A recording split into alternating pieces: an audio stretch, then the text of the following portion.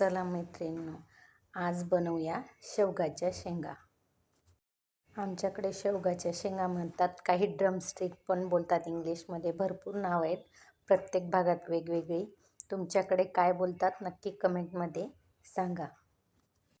हे मी कट करून साल काढून त्यांना थोडे वाफेवर मी शिजवून घेतलेले आहेत.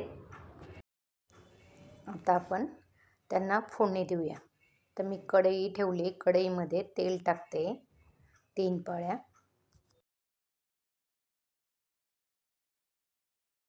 पूर्ण ताट बनवला आहे भरलेला. आंब्याचा रस, शेवगाची शेंगाची भाजी आणि भरलेल्या मिरच्यांची रेसिपी मी ऑलरेडी शेअर केली तुमच्यासोबत. तुम्ही माझ्या चॅनलमध्ये जाऊन बघू शकतात. आता मी जिरं टाकले फोडणीत आणि बारीक कांदा कापून फ्राय करून घ्यायचा आहे आपण तेलामध्ये. याच्यात काही मसाले वगैरेची काही गरज लागत नाही. नॉर्मल आपण कांद्यामध्ये ही भाजी बनवायची. चवीपुरता मी मीठ टाकलेलं आहे.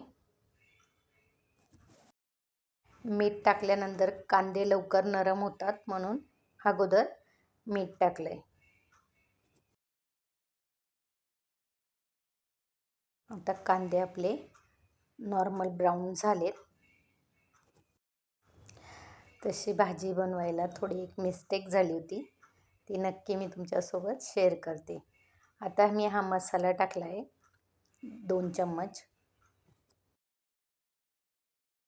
1 चम्मच लाल मिरची पावडर, 1 चम्मच हळद आणि हा गरम मसाला टाकला 1 चम्मच. आता आपण मसाले व्यवस्थित शेकून घ्यायचे आहेत. सकाळी टिफिन म्हटलं का खूप धावपळ होते, म्हणून थोडी मिस्टेक झाली भाजीमध्ये, ती पण सांगेन मी तुम्हाला. लाल मिरची पावडर टाकले मी 1 चम्मच. हे आपल्या भाजीला कलर येण्यासाठीच टाकायचं, नाहीतर काही आवश्यकता नसते लाल मिरची पावडरची. नॉर्मल मिरची पावडरमध्येही आपलं तिखट होतं. आता ज्या आपण शेवगाच्या शेंगा आहेत, ज्या आपण बॉईल करून घेतल्या आहेत, त्या आपण त्या मसाल्यामध्ये ॲड करायच्या आहेत.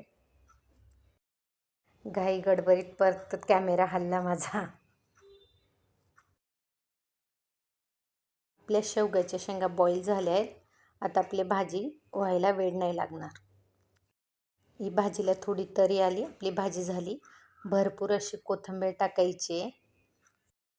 माझ्या भाजींमध्ये भरपूर अशी कोथिंबीर राहते. आता तुम्हाला सांगते, इथं थोडी मिस्टेक झाली माझी. कोथिंबीरच्या अगोदर मी दाण्याचं कूट टाकायचं होतं, पण दाण्याचं कूट विसरली टाकण्याचं. मग मला आठवलं की दाण्याचं कूट विसरली, म्हणून मी दाण्याचं कूट टाकलं. नंतर कोथिंबीर तुम्ही ॲड करू शकतात. सकाळी धावपळीत दाण्याचं कूट मी बनवलं मिक्सरमधनं, पण टाकायचंच विसरली. म्हणून तुम्हाला सांगते, अगोदर दाण्याचं कूट टाका, नंतर कोथिंबीर तुम्ही ॲड करू शकतात. छोटी मिस्टेक झाली म्हणून तुमच्यासोबत शेअर केली. आपला भाजी रेडी, ताटही रेडी आहे. आवडल्यास लाईक करा, शेअर करा आणि सबस्क्राईब करा. थँक्यू.